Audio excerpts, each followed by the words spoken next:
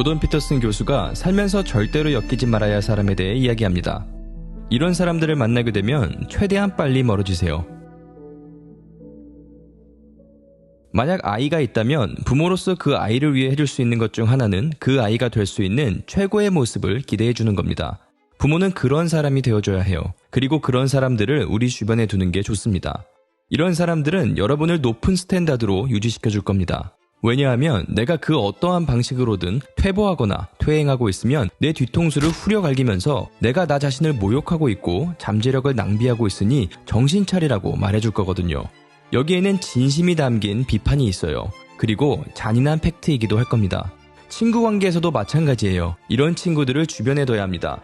친구들이 이렇지 않다면 친구라고 보기도 어려워요. 나에게 진정으로 좋은 일이 생겼을 때 그 일에 진심으로 기뻐해주는 게 진정한 친구예요. 나에게 좋은 일이 있는데 질투하고 시기하고 몰래 씁쓸한 마음을 품고 내 뒤에서 안 좋은 말을 하고 다니고 본인에게 어떤 더 좋은 일이 있었는지 말하면서 나의 일을 덜 좋아 보이게 하려고 한다면 그건 진정한 친구가 아닙니다. 이런 사람은 도움되는 게 전혀 없어요.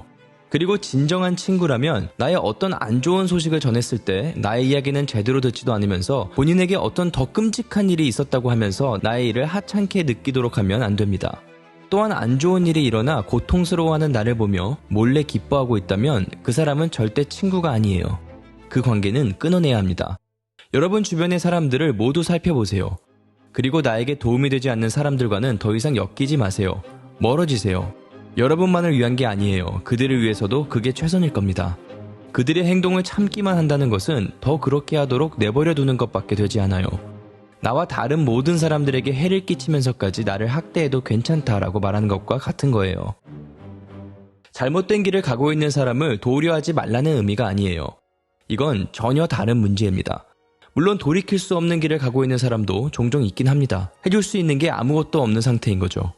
나락을 조준하며 가고 있는 거죠. 밑바닥을 향해 강하게 가고 있으면서 씁쓸한 마음만 키우고 있을지도 몰라요. 하는 일마다 족족 비참한 결과를 만들어내거든요. 여기로부터 거리를 둬야 해요. 인명구조원의 관점에서 생각해 볼 수 있는데요. 인명구조원이 되기 위해 훈련받는 것 중 하나가 물에 빠져 허우적대는 사람에게 접근하는 겁니다.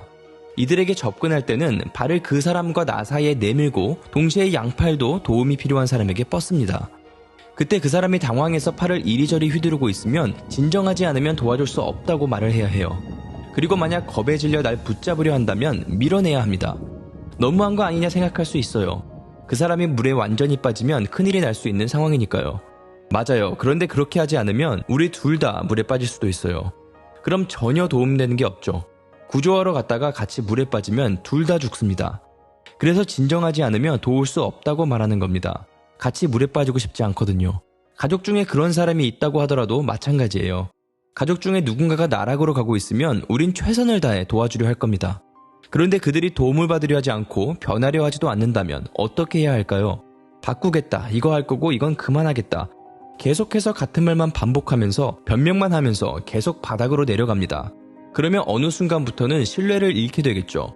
그렇다면 먼저 도움의 손길을 내밀지 마세요. 돼지에게 진주를 주지 말라는 영어 속담이 있는데요. 굉장히 가혹한 말처럼 들릴 수 있습니다. 그런데 이게 무슨 뜻이냐면요. 진주의 가치를 모르는 돼지에게 진주를 줘봤자 아무 소용없다는 겁니다. 누군가를 진심으로 돕겠다는 마음으로 지혜의 말들과 조언을 제시하는데 그러한 것들을 기분 나쁘게 받아들이고 모욕으로 받아들인다면 더 이상 말하지 마세요. 왜냐하면 이런 낭비된 말들은 본인 말의 품위만 떨어뜨리는 격이거든요. 그렇다면 이렇게 나락으로 가고 있는 사람을 도울 수 있는 방법은 없는 걸까요? 그들을 멀리하는 게 그들을 돕는 방법 중 하나예요.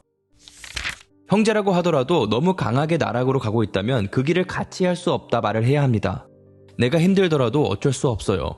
너무 강하게 내려가고 있어서 자칫하면 나까지 죽을 수 있으니 그 길을 같이 갈 수 없다고 말을 합니다. 친족관계가 끊길지언정 지금 가는 그 길은 너무 끔찍해서 반대할 수밖에 없는 겁니다. 상대방이 정신 차릴 때까지 10년 이상이 걸릴지도 몰라요. 어떤 사람들은 필요한 깨달음을 얻기까지 수십 차례 두들겨 맞아야 하는 경우도 있거든요. 특히 어떤 중독에 빠져 있거나 극심한 내리막을 가는 사람이라면 더 심각할 겁니다. 이런 사람들이 쉽게 변한다는 건 기대해보기 어려워요. 상대방은 그의 어리석은 행동에 대해 늘 정당화하고 그들이 변명을 늘어놓을 때마다 난 자비롭게 그저 받아들여야 하는 상황이 생겨요.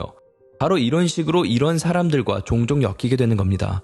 상태가 심각한 누군가가 왜 본인이 고통받고 있는지 이야기할 때 이들이 그들 스스로를 정당화하고 변명하고 남 탓을 하면서 모든 실패에 대한 책임을 회피할 때 그 앞에 서서 이야기를 안 들어주면서 당신이 틀렸다 말하기란 쉽지 않아요. 물론 이들의 이야기 중 절반은 사실이 아니겠지만 매몰차게 끊어내기가 굉장히 어려워요. 굉장히 잔인한 사람이어야 할 수 있는 것이거든요. 수술 같은 겁니다. 수술, 잔인하잖아요. 그런데 나의 최고의 모습만을 원하는 친구를 만든다는 건 잔인한 과정일 수 있어요. 나의 최고의 모습을 진심으로 원하는 사람들을 곁에 두세요. 그런데 만약 주변 사람들이 나의 여정을 지원해주지 않고 나를 끌어내리려 하고 미덕을 벌하거나 더 나아가 실수에 대해 과하게 벌하려 하고 해야 하는 일을 했을 때 보상을 하지 않거나 이러한 상호작용이 없다면 그때는 나의 편이 되어줄 사람들을 찾는 게 맞아요. 그게 가족의 경우가 될 수도 있겠죠. 물론 굉장히 어려운 결정은 맞습니다. 그런데 어떤 사람들은 불운하게도 가족이 도움은커녕 오히려 방해가 되어 차라리 가족과의 소통을 하지 않는 게 더 나은 경우도 있습니다. 그리고 가끔은 역설적이게도 이런 게 소통을 더 가능하게 만들기도 해요. 확실하게 선을 긋고 나서야 의미 있는 변화가 생기기도 하거든요. 독이 되는 사람을 삶에서 없앤다는 개념이 납득되지 않을 수 있어요. 그렇다 하더라도 그게 나 자신을 올바르게 대하는 방법이에요. 내가 친구라 여기고 사랑하는 사람이라 여길 수 있는 사람들을 가까이 두는 게 좋습니다. 그래야 아끼는 사람에게 하는 것과 마찬가지로 자기 자신을 올바르게 대하고 성장할 수 있게 되거든요. 삶의 놀라운 변화를 만들어내는 7일 잠재의식 훈련법이 궁금하신 분들은 다음 영상을 시청해보세요.